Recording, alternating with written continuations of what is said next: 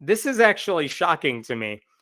This week, Oklahoma's Attorney General, his name is Gentner Drummond.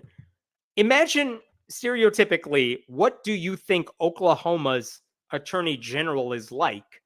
You know, you might think super conservative dude, Christian nationalist as well. Well, he filed a lawsuit to block the state from using taxpayer money to open up a religious charter school. That's a good thing. He's trying to stop the state from using public money for a private religious school.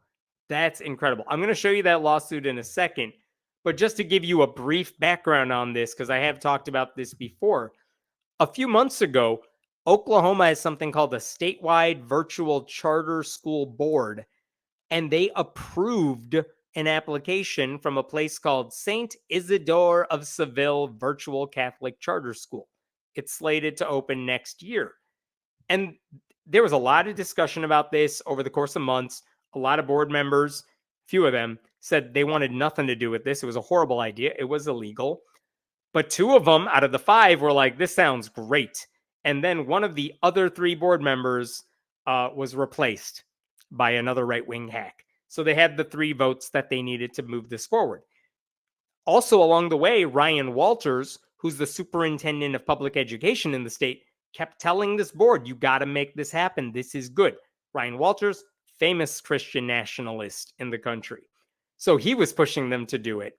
But what's amazing is that, like, last year, the old attorney general actually agreed with the Christian nationalists. He wrote a whole paper saying, this is totally legal what you're doing. It's okay. This is all kosher.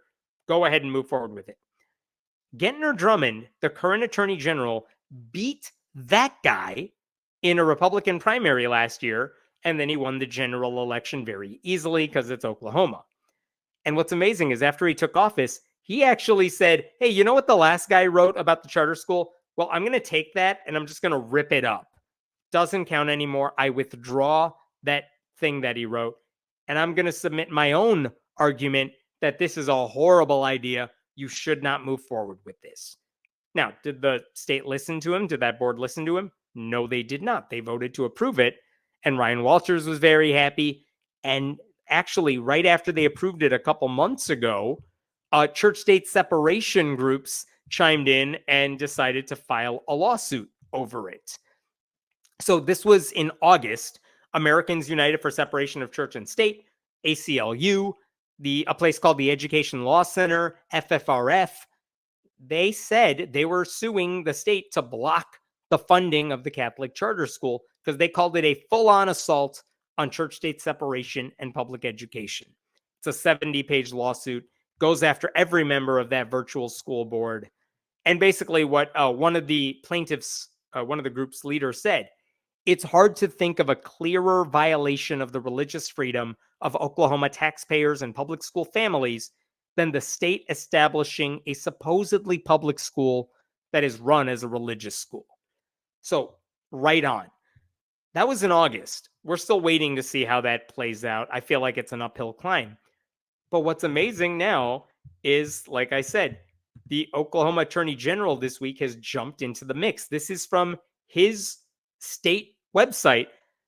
Drummond files lawsuit against state virtual charter board members for violating religious liberty of Oklahoma taxpayers. That is incredible. And one of the things he says here is that, let me see if I could pull this up. Oh, I lied. I'm going to just pull back for a second here. One of the things that he said is that the board members who approved this contract have violated the religious liberty of every Oklahoman by forcing us to fund the teaching of a specific religious sect with our tax dollars.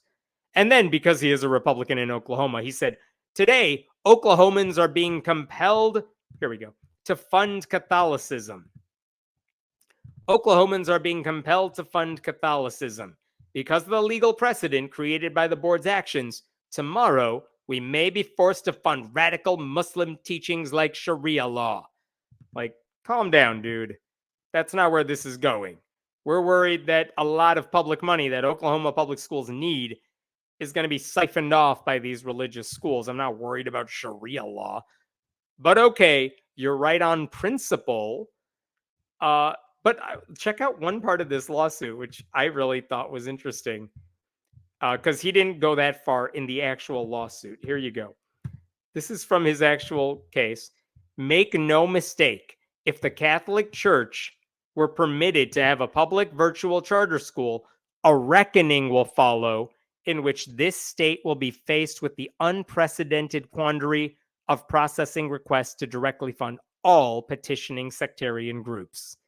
Yeah, he is absolutely right about that. You let the Catholic school get public funding, you can bet that progressive Christian groups are going to go for that. Islamic groups are going to go for that. I'm sure the Satanic Temple has an idea in the works, and the state wouldn't be allowed to say no out of fear of religious discrimination. It is better that they don't fund any sort of private religious school at all. So good on Oklahoma's attorney general for like doing the right thing? Question mark. Even the church-state separation groups issued a statement saying, "We applaud Attorney General Drummond for his efforts to protect church-state separation. Allowing a religious public charter school like St. Isidore to operate would be a sea change for our democracy." And I know I've said this before, but without court intervention, this school will open next year. And over the first 5 years, it is expected to cost taxpayers over $26 million. That is money that will not be going to the public schools in the state, and Oklahoma's public schools need that kind of money.